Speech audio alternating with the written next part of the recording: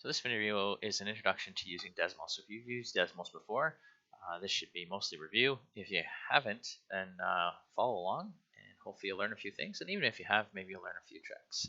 So you can get to Desmos by going to desmos.com/calculator or go to desmos.com and click on the calculator link. Now, if I want a graph, I can just type in an equation, y equals 2x plus 1. I can also use function notation. So if I'd rather use function notation, f of x equals negative 3x minus 2, let's say, whoops,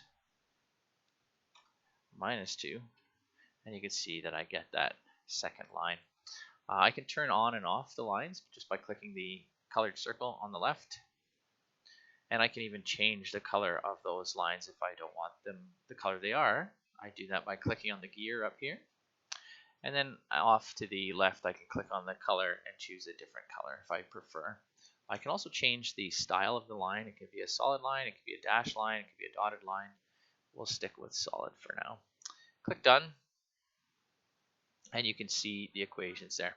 Now let's do a parabola. So let's do y equals 3x squared. So I type in y equals 3x. If I want to get a squared, I can do that a couple of ways. The first is if I is using the caret symbol. So that's shift 6. Shift 6 will put me into the exponent. And we were going to do a parabola. Now notice as I keep typing, my cursor automatically jumps out of the exponent. If I wanted to keep my cursor in the exponent, I could put a set of brackets here,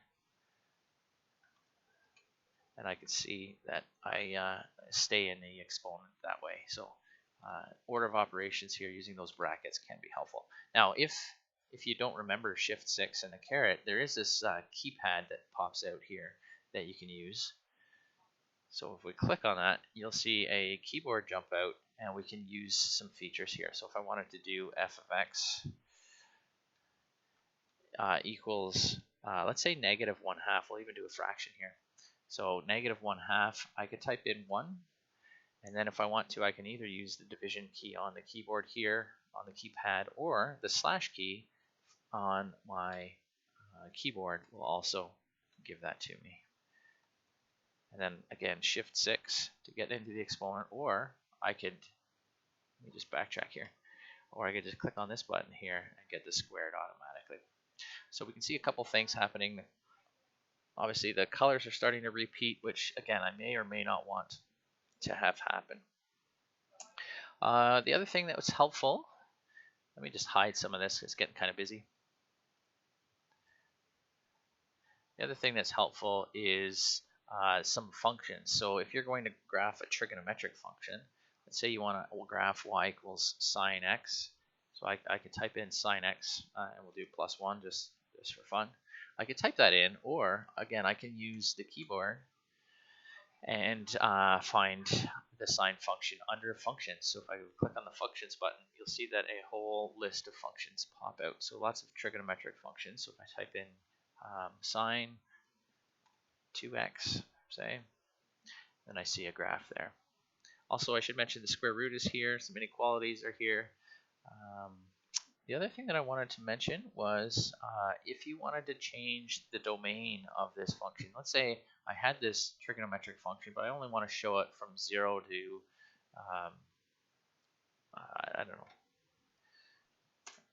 from x equals 0 to 8, then what I can do is use the curly brace at the end and say that 0 is less than or equal to x. Again, to get that symbol, I can just use the keypad, and then which is less than or equal to 8. So this will show me all of the values for x between 0 and 8, as you can see there. So you can kind of manipulate what the graph looks like. I can also do that for y, so I can change the y values. So this is showing me the y values that are bigger than 0 but less than 8. So again, I might want different values in here, but that's helpful. Now one of the things that you'll notice with these trigonometric functions, just going to simplify this a little bit, we'll get rid of the restrictions on the range, is whenever you do trigonometry, you have to be careful about being which form your calculator's in. So we'll probably want our calculators in degree mode for most of this.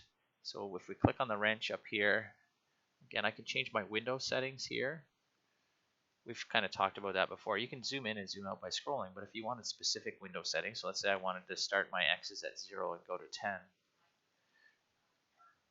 There we go. And then I can see from 0 to 10. The trouble with that is that I probably want to go a little bit beyond 0 and a little bit beyond 10 so that I could see them properly.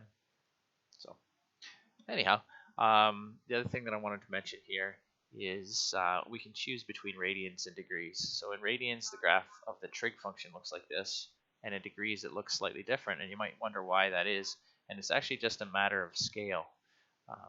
The trig functions have complete one full cycle in degrees in 360 degrees, so we can change from 0 to 360 here. We have been using it just in radian mode so far so that you can kind of see the graph without having to adjust a window too much, but now you can see here that we get one full cycle. There are lots of other things that you might want to change here, whether you want to see this extra grid in the background. Those are the minor grid lines. Maybe you do, maybe you don't. Yeah, and then you can flip back and forth between radians and degrees. The radians and degrees only affect the trig functions that we're going to look at. All right, I think that gives you enough information to get going with Desmos. If you want to get rid of any equations, just click on the X over here. And then you can show some that you've already done and see what those look like. I should mention, you can also save your work. So up here in the top left, there's a little menu here. And it does give you the option to log in. So when you do log in, you have the option to log in with your Google account. So if you wanted to save your graph so you can come back to it later, you could certainly do that. All right, that is your introduction to graphing using Desmos.